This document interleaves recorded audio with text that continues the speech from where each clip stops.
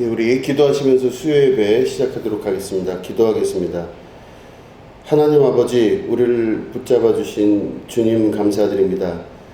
또 우리가 주중 수요일 주님전에 나와서 함께 말씀 들으며 주님의 성호를 찬양합니다. 하나님, 이 시간 우리 가운데 임하여 주시옵시고 하나님의 거룩한 나라를 볼 수 있는 믿음의 백성 될 수 있도록 도와주시옵소서. 예배의 시종을 주님께 의탁드리며 예수님의 이름으로 기도드립니다. 아멘. 우리 하나님 말씀을 함께 보시겠습니다. 누가복음 4장 37절부터 44절까지의 말씀입니다.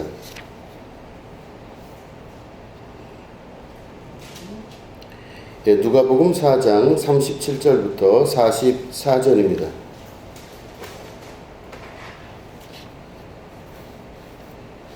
우리 말씀을 교독하도록 하겠습니다. 이에 예수의 소문이 그 근처 사방에 퍼지니라.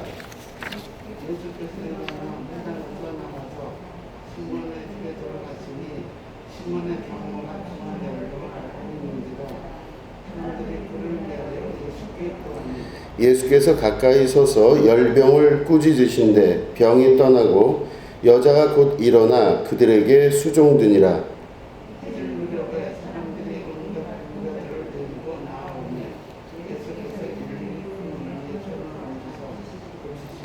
여러 사람에게서 귀신들이 나가며 소리질러 이르되 당신은 하나님의 아들이니이다. 예수께서 꾸짖으사 그들이 말함을 허락하지 아니하시니 이는 자기를 그리스도인 줄 알미러라.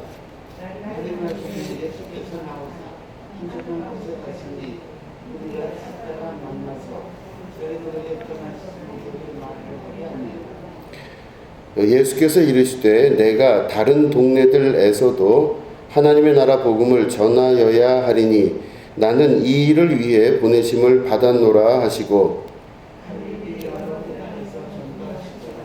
아멘. 예, 오늘 말씀은 나는 이 일을 위해 보내심을 받았노라 라는 제목 가지고 함께 말씀을 나누도록 하겠습니다. 오늘 말씀 보시면은 이제 그 게네사렛 호숫가 근처에 갈릴리라고 하는 곳이죠. 이 갈릴리 마을에서 예수님의 대부분의 제자들이 그곳에서 예수님을 만나게 됩니다. 그래서 예수님 제자 중에 어부들이 많은 이유도 아마 그 게네사렛 호숫가 갈릴리 호수 근처에서 자기의 그 어부로서의 일들을 했기 때문에 그들이 직업적으로 어부가 많았던 걸로 이렇게 추정이 됩니다. 그런데 그 제자 중에 한 명인 베드로가 있습니다. 이 베드로가 아마 결혼을 했나 봐요. 그런데 그 시몬 베드로의 장모가 중한 열병을 앓고 있었다고 합니다. 그래서 예수님을 이제 따랐던 제자들과 많은 사람들이 예수님에게 부탁을 한 거예요. 이 시몬 베드로의 장모님이 열병을 앓고 있는데 어떻게 했으면 좋겠습니까? 그랬더니 예수님께서 가까이 가셔서 열병을 꾸짖으셨다 이렇게 기록하고 있습니다. 열병을 꾸짖으신데 병이 나가고 여자가 곧 일어나 그들에게 수종드니라 이렇게 39절에 기록이 되어 있습니다. 자, 보시면은 열병이 하나의 인격처럼 여긴 기록이 되어 있어요. 그렇죠? 이 성경을 기록한 사람은 누가입니다. 이 누가는 직업이 의사라고 우리는 알고 있습니다. 그러면 사람이 열병이 날 때는 그 열병 자체에 대해서는 어떤 누구도 이야기를 하지 않습니다. 저 사람이 열이 나는 이유는 감기에 걸렸거나 뭐 요즘은 코로나 시대이기 때문에 또 코로나가 뭐 걸렸거나 혹은 저 사람이 몸살이 있거나 몸이 안 좋거나 뭐 이런 여러 가지 그 상황들을 우리는 그 원인들을 추정을 합니다. 다시 말해 열병은 어떤 그 원인에 의한 결과, 나타나는 결과일 뿐이지 실제로는 그 원인은 다른 데 있다고 생각하는 게 일반적인 상식입니다. 또 더더군다나 이 말씀을 기록한 이 누가라고 하는 사람은 직업이 의사인데 그 의사의 눈으로 볼 때 예수님이 베드로의 열병을 향해서 꾸짖으셨다 그러셨어요. 그러면 나타난 현상에 대해서 꾸짖으시는 그 예수님의 모습을 의사인 누가가 볼 때는 잘 이해가 안 될 내용입니다.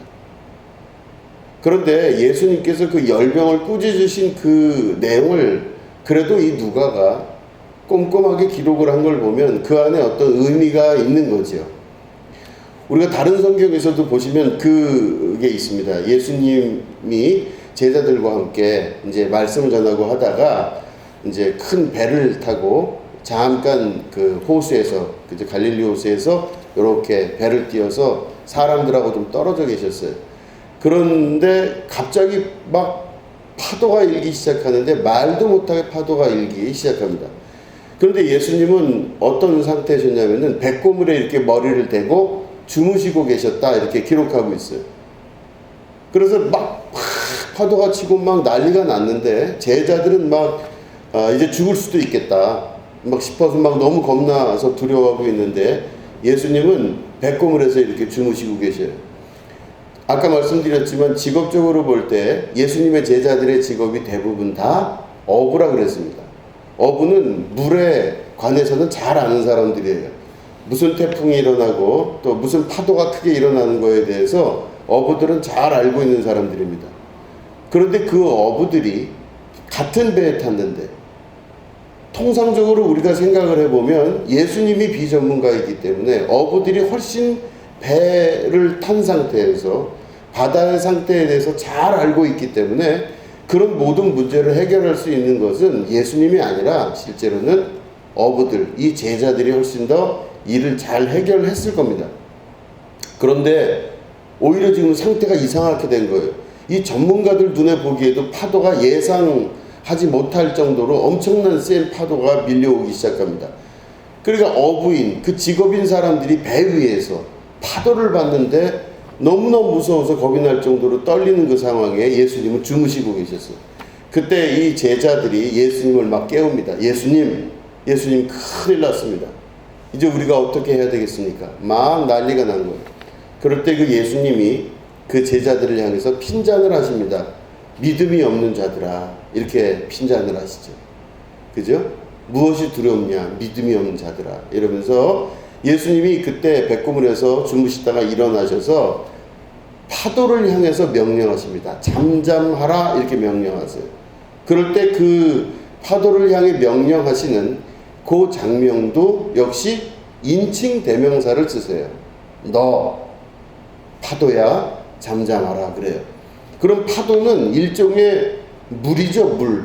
물이 이렇게 탁 올라왔다가 내려가는 거예요. 파도라고 하는 것 자체에는 어떤 인격적 존재가 있거나 다른 것이 있다고는 생각할 수가 없는 것입니다. 그런데 팍 파도가 치고 막 그런데 예수님이 그 파도를 향해서 인칭대명사를 쓰십니다. 너 파도야 잠잠하라, 이렇게 말씀하세요. 그런 걸 보면 그 파도가 어부들이 볼 때거나 혹은 우리가 일반적으로 볼 때는 그 사건이나 그 사안이 사실은 물일 수밖에 없고 그냥 바람과 물의 조합에 의하여 일어나는 자연적 현상일 수밖에 없어요. 우리 사람이 어쩔 수가 없는 것이다, 이렇게 볼 수 있는 겁니다. 그런데 예수님은 그 사람들의 생각을 뛰어넘으셔서 그 안에 존재하고 있는 영적인 존재, 영적인 힘을 예수님은 보고 계셨던 것이죠. 그렇기 때문에 예수님이 파도를 향해서 너 파도야 잠잠하라, 이렇게 명령을 할 수가 있었던 겁니다. 다시 보면 일반적으로 우리가 접하는 여러 가지 일들과 일반적으로 접하는 여러 가지 사안과 사건들이 있을 때 우리들은 그걸 한쪽으로 생각을 할 때는 그냥 일반적인 일들이에요. 그럴 수 있지 않느냐, 저럴 수 있지 않느냐. 그러니까 일반적으로 일어나는 거예요. 아픈 거는 원인이 있고 또 바람이 이렇게 부는 건 무슨 이유가 있고, 한 자연적인 현상뿐만 아니라 어떤 사건과 역사가 일어날 때도 우리 주변에 이건 당연히 이 사람이 이렇게 했으니까 이런 일이 벌어지는 거지 라고 우리는 그렇게 생각을 해요. 그렇기 때문에 그 안에서 일어나는 어떤 영적인 힘에 대해서는 우리가 인정을 안 할 뿐더러 잘 몰라요. 왜 이런 일이 일어나는 거며 왜 이런 사건들이 일어나는 건지에 대해서 잘 모릅니다. 그렇기 때문에 사건이 일어나거나 어떤 사안이 터졌을 때 그거에 대해서 그냥 받아들이고 그냥 뭐 파도가 치면은 쓸려가기도 하고, 열병이 나면은 끙끙 앓다가 또 혹은 죽을 수도 있고, 또 뭐 좀 낫다고 하지만 또 몸이 많이 상해서 고통을 당할 수도 있고, 여러 가지가 있지 않습니까? 아무튼 일어나는 여러 가지 것들에 대해서 다 보면 현상적으로 볼 때는 그 현상 자체는 이미 결과이기 때문에 사람들은 거기에 아무런 의문을 가지지 않는다는 겁니다. 그런데 예수님은 그 모든 사안에 대해서 단순히 그 사안이 어떤 거에 대한 결과다라고 사람들의 생각과 같이 생각하지 아니하시고, 그 일들 안에서 역사하는 혹은 그 뒤 배경에서 보이지 않게 역사하는 존재에 관해서 예수님은 말씀하고 계시는 것입니다. 그래서 베드로의 장모가 열병이 나서 막 끙끙 앓고 누워 있는데, 그 베드로의 장모를 향하여서 예수님이 말씀하시기를, 장모에게 얘기하는 것이 아니라 열병을 꾸짖으신데 이렇게 돼 있어요. 그러니까 열병을 향해서 굉장히 꾸짖으셨다고 지금 성경은 39절에는 기록하고 있습니다. 열병을 꾸짖으시니까 그 병이 떠나고 여자가 곧 일어나 그들에게 수종되니라.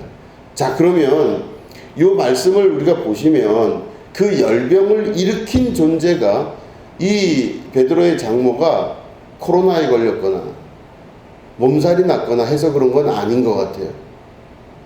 분명히 우리는 그걸 그쪽으로만 바라보지만 예수님이 말씀하신 이 장면을 볼 때는 다른 원인이 있는 겁니다. 그 병을 일으킨 영적 존재가 있어요. 이게 바로 사탄과 마귀의 역사라고 볼 수가 있는 것입니다. 그렇기 때문에 사람들을 괴롭히기도 하고, 사람들의 마음을 흔들어 놓기도 하고, 혹은 육체적으로 질병을 나타나기도 하고 하면서 그 사람 마음을 움직이고 고통스럽게 하고 힘들게 해서 그로부터 그 사람을 자기의 무릎 앞에 꿇치고 마는 그 존재, 이게 바로 마귀 사단의 더럽고 추악한 귀신의 역사라고 볼 수가 있는 것입니다. 그럴 때 예수님은 그것을 명확히 보셨어요. 그래서 베드로의 장모에게 무슨 약을 투여하거나 어떤 의학적이거나 의료적인 행위를 하시는 것이 아니라 열병 자체를 꾸짖으셔서 예수님께서 그 열병을 내어 쫓으셨다고 하는 사건. 그러고 보시면 우리 주변에 있는 일들이 혹시 일어날 때 그것들을 잘 볼 수 있지 않으시겠습니까? 우리 주변에 여러 가지 일들이 일어나는데 그 일들을 예산일로 보면 그냥 이러니까 저럴 수밖에 없지 않냐, 이렇게 우리는 일반적으로 생각을 합니다. 그런데 일반적으로 생각할 문제가 아닌 것이 훨씬 많다라고 하는 것이죠. 우리 주변에 일어나는 많은 일들과 많은 사건 혹은 아프거나 여러 가지 일이 일어날 때 그 일 뒤에서 역사하는 영적 존재에 대해서 잘 볼 수 있으셔야 됩니다.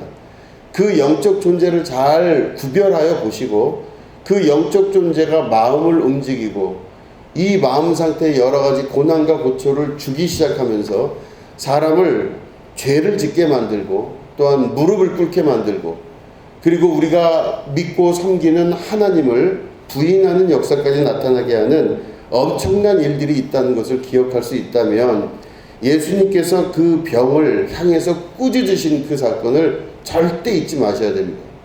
그리고 파도를 향해서 명령하셔서 잠잠하라 하시는 예수님의 그 사건도 우리가 절대 잊지 마셔야 되는 겁니다. 그럴 때 예수님 앞으로 이 베드로의 장모가 막 이제 그 열병이 나니까 막 사람들이 그 소문을 듣고 막 끌고 옵니다. 그래서 막 여러 사람들을 다 끌고 오는데, 끌고 와서 예수님 앞에 세워놨어요. 그러니까 이 사람들이 다 무슨 문제가 있었던 사람들인 것 같습니다. 병을 앓기도 하고 또 여러 가지 마음속으로도 여러 가지 고통스러운 사람들도 있었겠죠. 그러니까 많은 사람들이 왔는데 41절에 보니까 예수님께서 일일이 그 위에 손을 얹어서, 그 사람들 머리에 손을 얹어서 이제 고치셨다고 돼 있으면서 뭐라고 돼 있냐면, 여러 사람에게서 귀신들이 나가며 소리질러 이르되 당신은 하나님의 아들이니이다. 그럴 때 예수께서 꾸짖으사 그들의 말함을 허락하지 아니하시니 이는 자기를 그리스도인 줄 알미시라, 이렇게 돼 있어요. 이게 보시면은, 자, 그 사람 가운데, 그 병자들과 예수님 주변에 모여있던 사람들 가운데 막 사람들이 몰려들었는데, 이 사람들은 병 고침 받으려고 이제 온 거예요. 본인이 온 경우도 있고 뭐 누군가의 손에 이끌려서 온 사람도 있을 거예요. 그런데 중요한 건 바로 뭐냐면 예수님은 빛이시죠. 그죠? 태초에 그 빛이 있으셨어요. 그 빛이 곧 예수 그리스도시고 그 빛이 곧 우리들에게 말씀으로 오신 분이 예수님이세요. 근데 빛인데 빛의 역할이 바로 뭐냐면요. 빛은 밝히 드러내는 역할이 있습니다. 마귀 사단의 권세들은 숨기고 어둡고 보이지 않게 나타나지만 예수님은 그것들을 밝히 드러내시는 역사가 있습니다.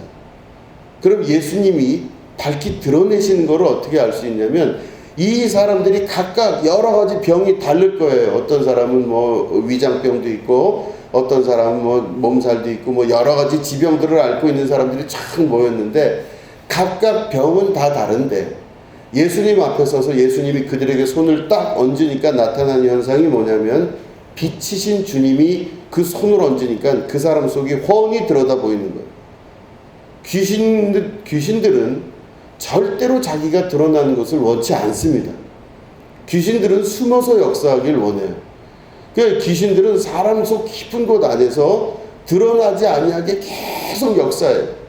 그럴 때 예수님이 그 손을 딱 얹으시니까 밝은 빛이신 예수님이 그들의 정체를 드러내기 시작하니까 귀신들이 기겁을 하면서 막 뛰쳐나오기 시작하는 겁니다. 그러니까 여러분 밝히시는 역사, 그죠? 밝게 만드셔서 빛이신 예수님께서 그들을 밝게 만들어서 그들 속에 있는 것들이 다 드러나게 됐을 때 그 안에 있는 악하고 또 저주받은 귀신들이 막 뛰쳐나오게 되는 역사가 나타나게 되는 것입니다. 그럴 때 이 귀신들이 뭐라고 얘기하냐면 당신이 바로 하나님의 아들이십니다 라고 막 이렇게 떠들어대요.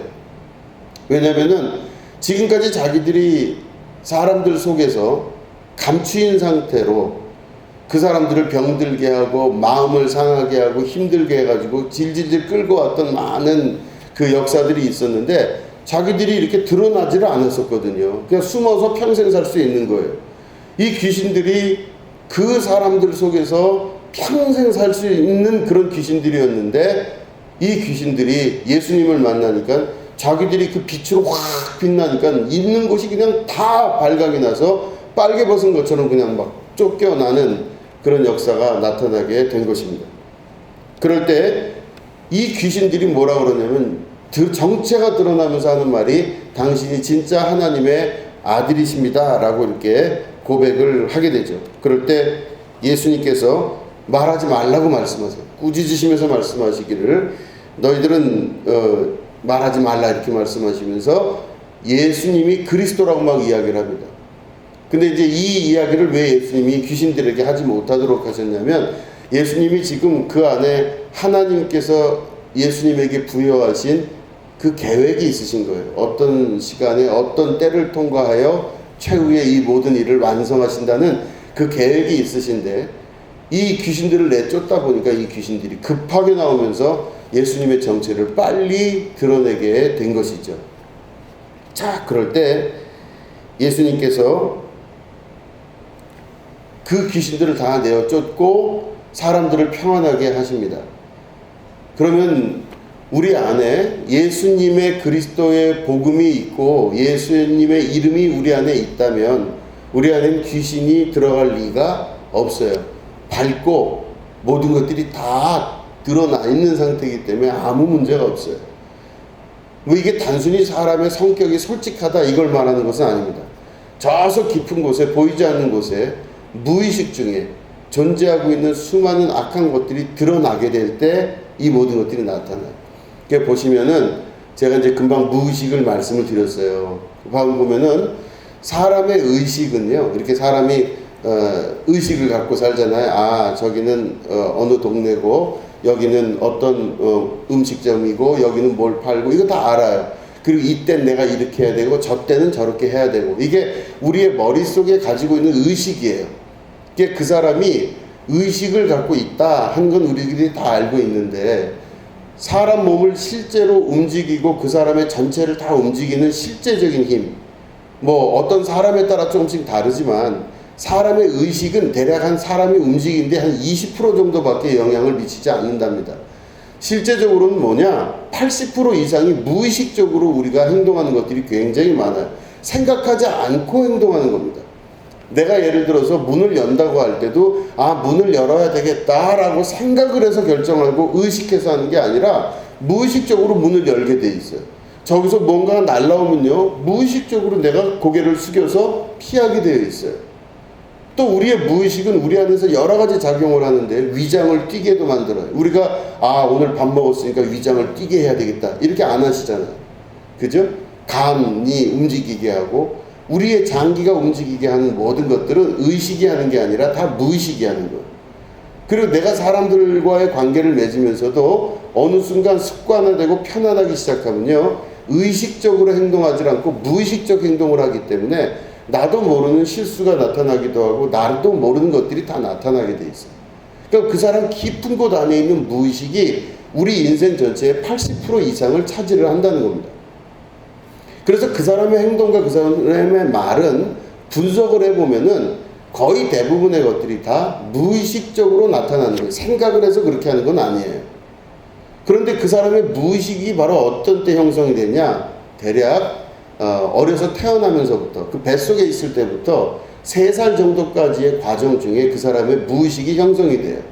어떻게 살아야 되겠구나, 어떻게 되겠구나 하는 것들을 그 안에서 무의식이 결정을 해줍니다. 그래서 그 무의식적 습관, 3살 때 정도까지 자기가 가지고 있었던 무의식, 의식해서 하지 않고 무의식적 습관이 그 사람 안에서 각인이 되면서 그게 결국 그 사람 삶 전체를 다 좌지우지하는 힘이 되는 거예요. 그러니까 내가 원치 않고 그냥 내가 원치 않는 삶을 내가 오늘 살고 있는데 왜 그런지 잘 모르는데 그러고 살아요, 인생이. 그 사도 바울은 로마서에서 그렇게 얘기하죠. 로마서 6장, 7장, 8장 거기 보면 그래요. 내가 원치 않는 일을 내가 오늘도 하고 있다. 나는 이것을 하고 싶지 않은데 왜 내가 이걸 하는지 모르겠어요. 내가 이 말을 하고 싶지 않은데 왜 내가 이 말을 하는지 모르겠는 겁니다. 내가 이렇게 행동하고 싶지 않은데 왜 내가 자꾸 그렇게 행동하는지 모르겠다 그래요, 사도 바울은. 그럼 자기 안에 또 다른 자기가 있다고 막 얘기를 하면서 괴로워해요. 그러니까 굉장히 로마서 6장이나 7장 여기를 보면 사도 바울이 굉장히 예민하면서 날카롭게 자기를 평가하는 걸 볼 수 있습니다. 내가 원치 않는 것을 오늘도 내가 자꾸 하는데 그 원치 않는 것을 왜 하는가 봤더니 내 속에 죄가 있어서 그렇다 그러는 거예요. 이것을 행하는 자가 그래서 결국엔 내가 아니라 내 속에 거하는 죄가 이것을 행한다 이렇게 얘기를 해요. 그러니까 바울은 분명히 자기가 어떤 일을 했어요. 어떤 말도 했어요. 어떤 행동도 다 했는데 그걸 하고 나서 정말로 예수님 앞에 기도하고 자기가 고민을 해보니 자기는 정말 그렇게 말하거나 행동하고 싶지 않았는데 그게 자기 속에서부터 나왔어요, 지금. 그러니까 분명히 내가 하는 행동인데 내가 원치 않는 행동을 내가 하는 걸 보니까 내 속에 거하는 죄가 이 모든 것들을 행했구나. 이렇게 로마서 6장, 7장, 8장에서는 그렇게 기록하고 있어요. 그래서 이 죄가 내 안에서 있는데 지금 이 사도 바울이 이야기하는 로마서에서 나도 원치 않는 걸 내가 자꾸 한다. 근데 이 내가 원치 않는 걸 왜 자꾸 하느냐? 이 원치 않는 게 어디 있냐면요. 죄가 어디 있냐면 무의식 안에 들어가 있어요. 의식이 아닌 무의식 안에 자기의 죄가 콕콕이 박혀 있습니다. 3살 때부터 자기의 무의식적인 기초가 마련이 되고 3살 이후부터 주변 환경들의 영향을 받기 시작해요. 그 3살까지는 언어의 영향을 받질 않아요. 언어가 아니라 일상적인 자기의 감각, 그죠? 이 생각이 아니라 이렇게 감각이죠. 이 시각, 청각, 촉각, 미각 이런 오감각 같은 것으로 3살 때까지 모든 것들이 다 무의식이 완성이 되고 그 무의식 이후에 다시 말해 3살 이후에 언어적인 것들이 그 사람에게 들어가요. 말이죠, 말. 언어적인 게 들어가면서 그 언어적인 걸로 그 3살 이후부터 대략 6살에서 7살까지 자아가 형성이 돼요. 무의식의 기초, 이 바탕 위에, 뿌리 위에 이 자기의 의식적인 것들이 형성이 되기 시작해서 계속 가요. 내가 어느 날 보면 막 야채만 좋아해요. 막. 왜 나는 이렇게 야채만 좋아하지? 그러면 어디선가 누군가가 어려서 그걸 먹게 했거나 그걸 먹어야 된다고 얘기를 했거나 너는 뭐 뚱뚱하니까 야채만 먹어라 이렇게 했거나 여러 가지 어떤 이유가 있어서 그거를 좋아하게 되는 거예요. 그러니까 자기가 실제로 야채를 좋아하는지 본인도 모르는 거예요. 누군가가 가르쳐 준 대로 그걸 그렇게 하는 것 뿐이에요. 그러니까 평생을 살면서 내가 이걸 왜 좋아하는지 모르는데 자꾸 먹는 경우도 있고, 내가 이 색깔을 좋아하는지 잘 모르는데 자꾸 그거를 내가 좋아한다고 생각하는 경우도 있고, 내가 저 사람을 별로 좋아하는 것 같지도 않은데 자꾸 내가 좋아하는 척을 하는 것 같은 느낌도 들고, 우리는 그런 인지 부조화예요. 여러 가지 일이 있을 때 진짜 내가 원하는 게 뭔지를 잘 모르고 그게 진짜 내가 원하는 것 같은데 실제로 원하는 게 아닌 거예요. 그런 것들을 계속 겪으면서 자기 오류에 빠지고 자기 무의식 안에 있는 고통 중에 계속 빠져요. 내가 왜 원치도 않는데 이걸 자꾸 좋아하고 원치도 않는데 이런 삶을 살까? 이런 것들을 계속 질문을 하면서 자기 스스로가 막 나락에 빠지는 거예요. 어떤 때는 정말 자기가 좋아하는 사람을 만나지도 못해요. 어떤 때는 정말 자기가 좋아하는 일을 하지를 못해요.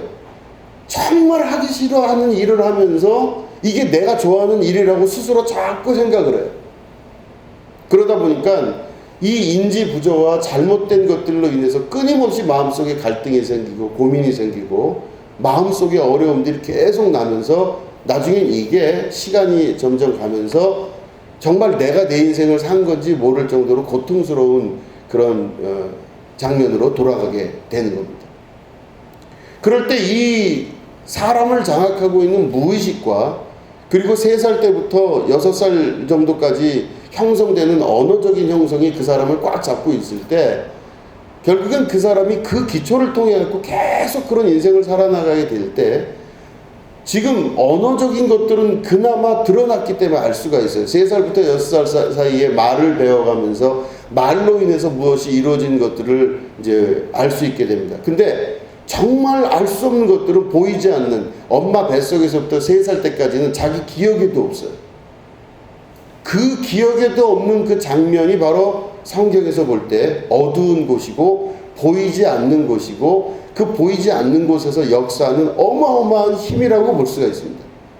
이게 바로 무의식이고 그 무의식 안에서 역사하는 게 바로 뭐냐면 사도 바울 입장에서 표현할 땐 죄고 예수님의 말씀 안에서 봤을 때는 그 무의식 안에 귀신이 들어가서 그 귀신이 무의식적으로 그 일들을 자꾸 장악하여 만들어내요. 다시 말해 내가 아프지 않는데도 아프게끔 해요. 자꾸. 그러면 실제로 아픈 것이 아니라 아프다는 감정을 자꾸 느낌으로 말미암아 그 장기가 점점 아프게 돼요. 이런 일들이 끊임없이 반복적으로 일어나기 때문에 예수님의 시각에서 볼 때는 저 사람이 아프다 할 때 그 사람의 아픈 것이 정말 원인이 있어 이렇게 나왔다고 보는 것이 아니라 그 사람 마음속에 무의식 어두운 곳 안에서 역사하는 귀신의 힘이에요. 그렇기 때문에 너는 처음부터 아픈 사람이 아니고 너는 처음부터 죄인이 아니고 너는 처음부터 문제 있는 존재가 아니었다라고 예수님이 그걸 보시면서 말씀하신 거예요. 말씀드린 대로 이 무의식이라고 하는 곳은 어두운 곳입니다. 깜깜해서 아무것도 보이는 데가 없어요. 그 사람이 자기 자신을 내가 왜 이렇게 행동하는지도 모르는데 왜 그거를 알 수 있느냐? 나도 모르는 내 속에 있는 세계가 있는 거예요. 깜깜한 세계입니다. 엄마 뱃속에서부터 3살 때까지 이루어지는 그 무의식의 형성 세계. 그때 그 안에서 막 역사하면서 그 역사하는 힘이 왜 그런지도 모르고 나를 이렇게 이끌어가는 그 장면. 이게 바로 오늘 나와 있는 말씀의 전체적인 핵심인 겁니다.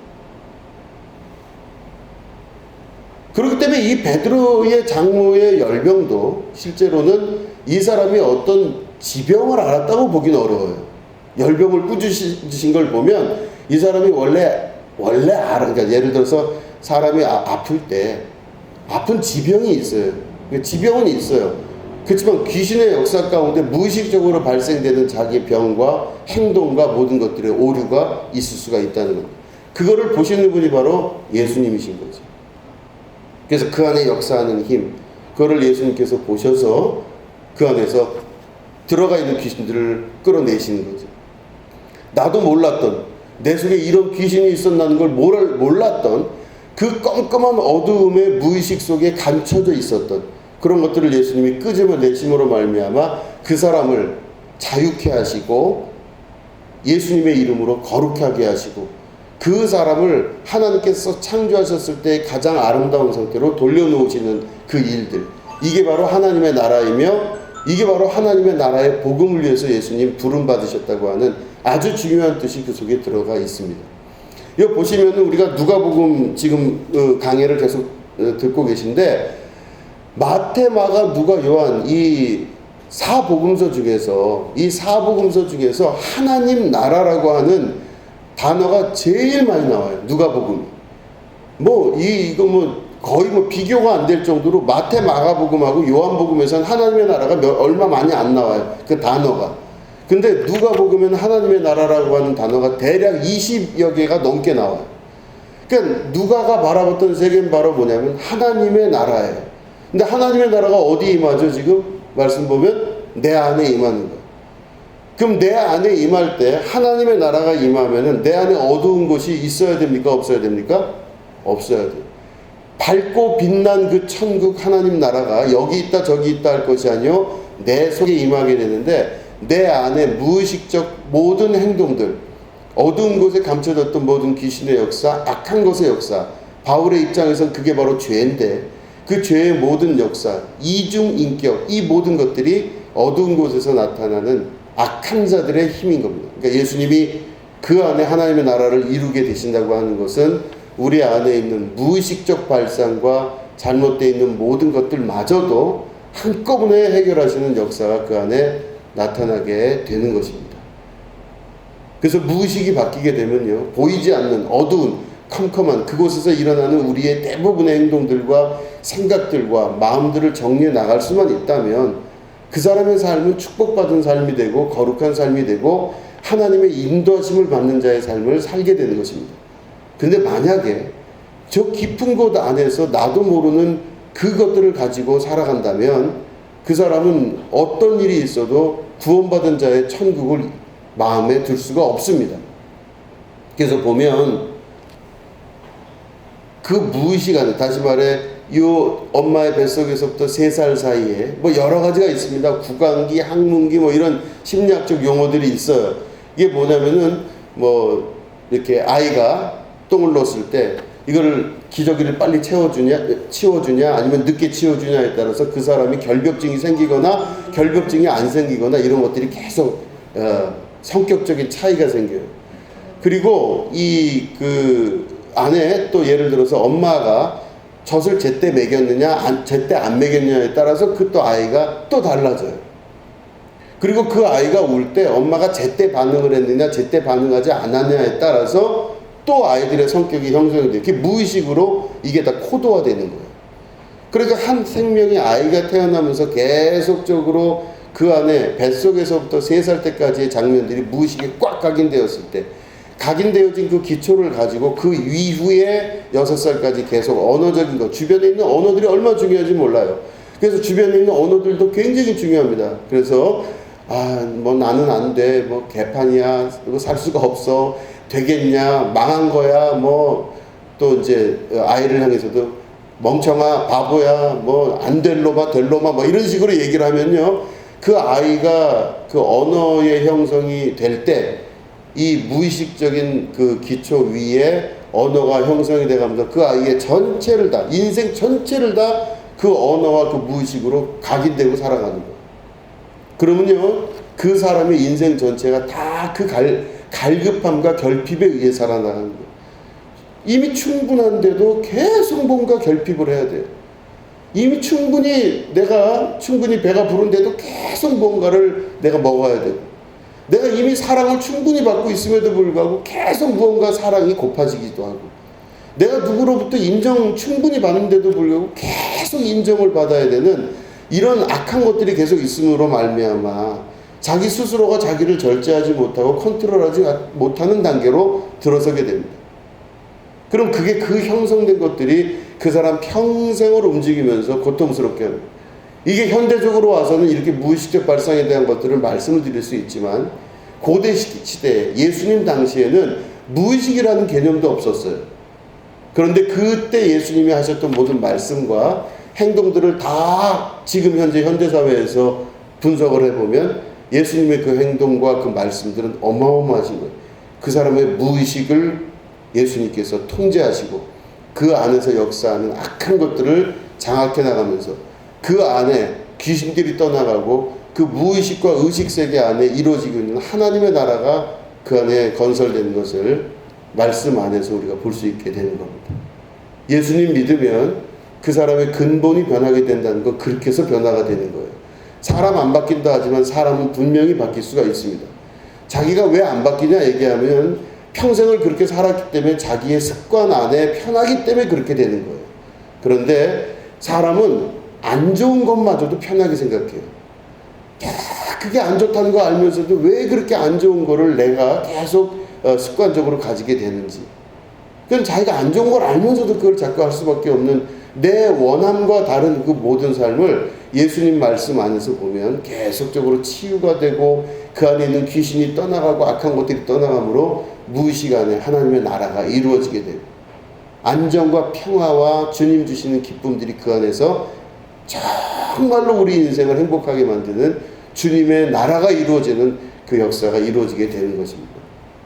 그렇기 때문에 오늘 말씀 아주 중요하니까 이 말씀 여러분 잘 기억하셔서 우리의 전체를 다 주님 안에 봉헌하시고 우리 안에서 지배하고 다스리시는 예수님의 나라가 하나님의 나라가 여러분들 안에 이루어지시기를 주님의 이름으로 축원드립니다. 기도하겠습니다.